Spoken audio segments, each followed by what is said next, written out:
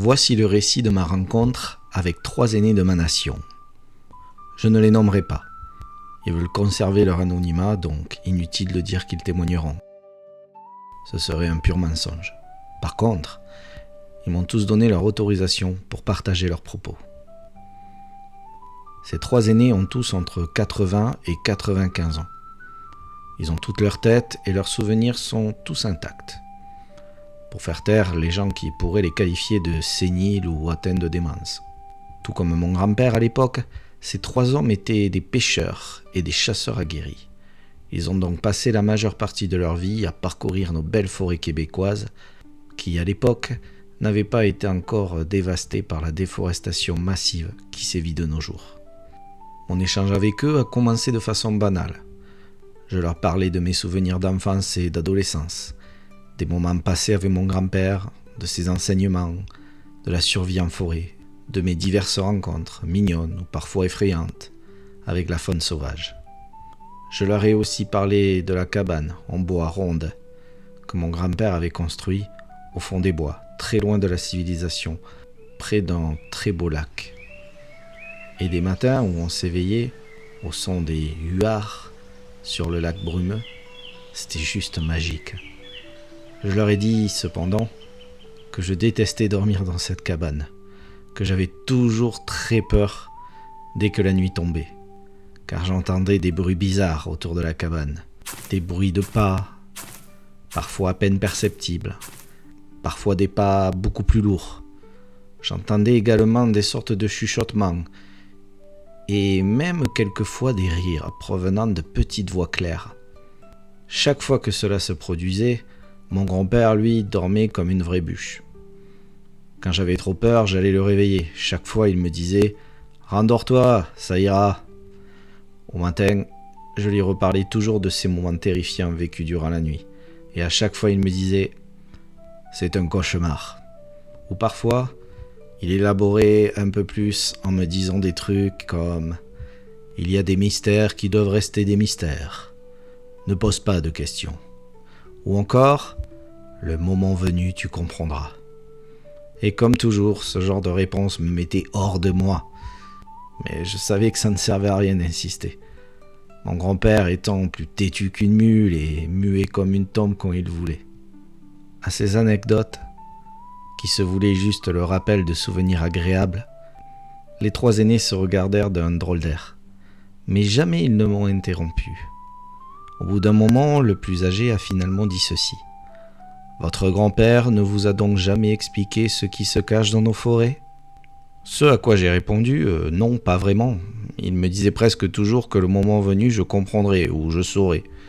Mais étant moi-même très mauvaise pêcheuse et étant incapable de tuer un animal, je ne pratiquais pas la chasse non plus. Donc quand mon grand-père est décédé, je ne suis plus jamais allé aussi loin en forêt. Je n'en sentais ni le besoin ni l'utilité. » Après cette affirmation, ils se sont regardés et ils ont tous hoché la tête d'un air entendu. Et ils ont débuté le récit d'anecdotes qu'ils ont vécues ensemble ou chacun de leur côté, de leurs propres croyances, des choses étranges dont ils ont été témoins, ainsi que leurs convictions profondes reliées à nos légendes. Si on peut encore qualifier tout cela de légendes après les avoir écoutées. Il faut savoir aussi qu'à l'époque, surtout parmi les nations autochtones, les enfants quittaient l'école tôt pour se trouver un travail et aider la famille à survivre. Ils ont donc tous, comme mon grand-père, commencé à servir de guide pour les riches blancs qui voulaient profiter d'un voyage de pêche ou de chasse dès l'âge de 8-9 ans. Voici un résumé de ce qu'ils m'ont raconté, en espérant ne rien oublier, tellement j'ai été un peu sous le choc. Ils ont tous, à un moment ou un autre, rencontré ou vu des choses étranges lorsqu'ils étaient loin de la civilisation. Des êtres de grande taille comme de très petits, parfois semblant amicaux, d'autres plus menaçants. Ils ont également ressenti des choses étranges, entendu des sons inexplicables. Ils ont régulièrement retrouvé leurs campements saccagés, sans que rien n'ait été volé ou mangé, les vivres ou les carcasses d'animaux tués. Ils m'ont parlé de Bigfoot, qui, selon eux, est bien réel. Bigfoot serait un protecteur de la forêt, un être bienveillant, qui ne rechercherait pas le contact avec les êtres humains, car il se méfie de nous. Il ne nous aime pas, mais ne nous déteste pas non plus, mais il est en colère, car nous massacrons, nous, humains, nos forêts, pour nos besoins, mais surtout pour le profit. Selon eux, il fut un temps assez reculé, où les populations locales avaient des contacts réguliers et amicaux avec les Bigfoot. Mais ces contacts se sont de plus en plus espacés au fur et à mesure du temps. Lorsque nous, humains, ne faisions que prendre ce dont nous avions besoin, tout allait bien. Mais le jour où les grandes compagnies ont commencé la déforestation pour le simple profit, ils se sont manifestés de moins en moins, nous jugeant indignes de leur présence ou de leur amitié. Ils m'ont également parlé du petit peuple, dont il est fait mention dans certains de nos contes et légendes. Ces êtres de très petite taille seraient eux aussi bien réels. Ils sont, selon eux, des esprits protecteurs de la nature. À l'époque où les êtres humains vivaient davantage en communion avec la nature, ils nous côtoyaient. Le petit peuple était très joueur, adorant jouer des tours aux êtres humains et riant de leurs blagues. Mais ils ont eux aussi pris leur distance avec nous, car leur colère envers nous n'a fait que croître au fur et à mesure que la civilisation moderne s'installait. Aujourd'hui, ils habiteraient toujours nos forêts, mais ils auraient du mal à nous pardonner, car nous n'avons plus aucun respect pour la nature selon eux. Quand, par exemple, un marécage doit être comblé pour une quelconque construction, ou qu'une montagne doit être dynamitée pour le passage d'une route, ils feraient toutes sortes de sabotages pour nous empêcher de continuer. Sans succès évidemment, l'être humain étant ce qu'il est, nous accusant du retard dans les travaux, mais nous allons jusqu'au bout en les mettant, ces sabotages, sur le dos des êtres humains. Puis, ils ont parlé d'une population de loups géants, beaucoup plus grands et plus sombres que toutes les autres, capables de se mouvoir à 4 pattes, mais aussi sur 2 pattes, comme nous. Ces êtres seraient également réels, mais n'ont jamais eu d'interaction directe avec l'être humain, autre que celle de nous mettre en garde contre nos agissements et nous faire savoir qu'ils sont là. Ils seraient des protecteurs des animaux, que nous, êtres humains, chassons. Et tout comme le Bigfoot, ils protégeraient nos forêts. Ces derniers ne désapprouvent pas la chasse, loin de là. Mais celle qui est excessive, oui. Ils cherchent à nous mettre en garde d'un possible déséquilibre lié à nos agissements. Ils se montrent car ils savent que leur apparence fera naître la peur et ils espèrent que cela nous empêchera d'aller plus loin. Ce qui, en général, est assez persuasif, car qui oserait forcer le passage d'un tel être, vu son apparence assez effrayante? Ils sont l'équilibre pour nous rappeler que la nature est vivante et que s'il y a de plus en plus d'apparitions de ces créatures, il faut en comprendre le sens profond. Ils peuvent être le signe avant-coureur d'une période difficile à vivre due à nos actes. Tous ces êtres, ils les ont vus ou rencontrés à un moment ou un autre de leurs diverses expéditions. Ils ont parfois eu peur, parfois ils ont été simplement intrigués, mais jamais au grand jamais, ces êtres ne les ont ou ont cherché à les attaquer ou à leur faire du mal.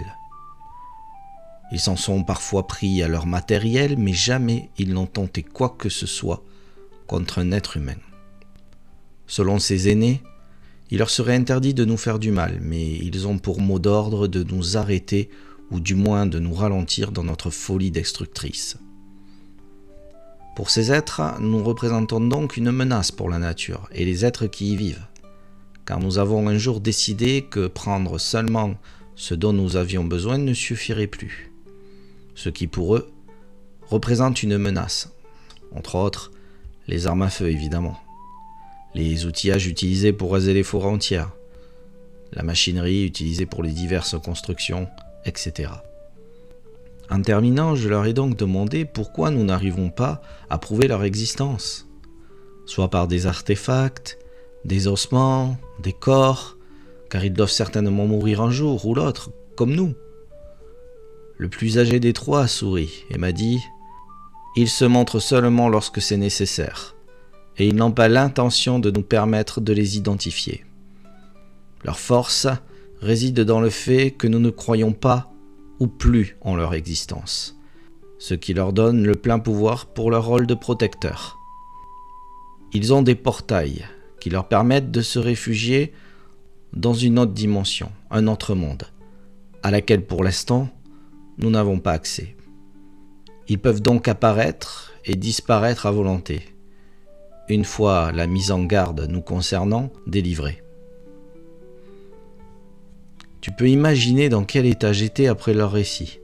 Ouah, si je comprends bien, ces êtres ne seraient pas malveillants, malgré la peur que nous pouvons parfois ressentir, mais de simples êtres cherchant à protéger la terre et l'environnement dans lequel nous vivons. Des êtres cherchant à nous faire comprendre que nous faisons fausse route à bien des niveaux et que lentement, nous courons à notre perte.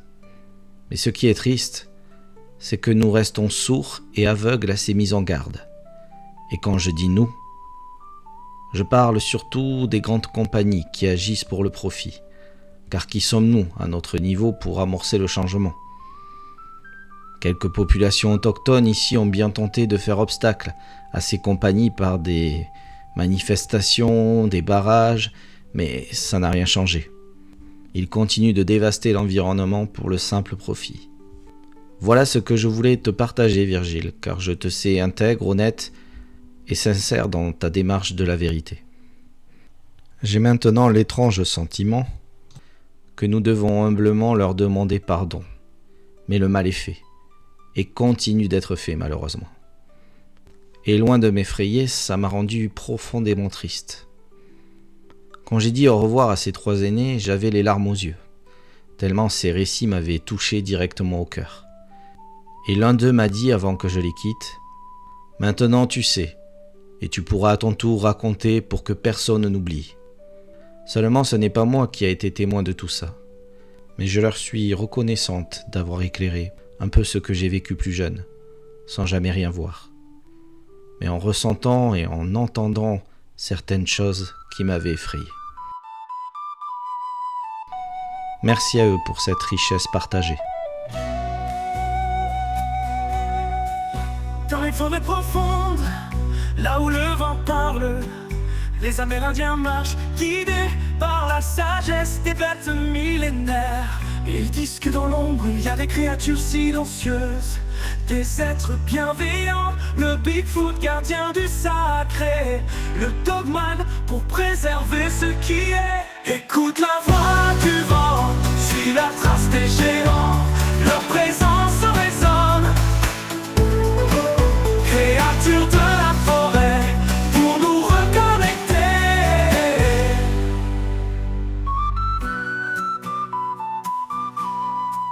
Les anciens disaient que la terre est vivante, chaque arbre, chaque rivière est une âme dansante.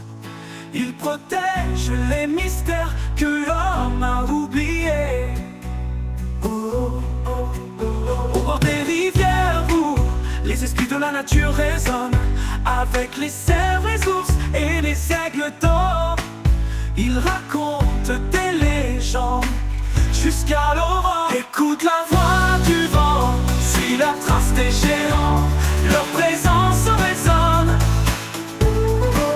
Créatures de la forêt, pour nous reconnecter.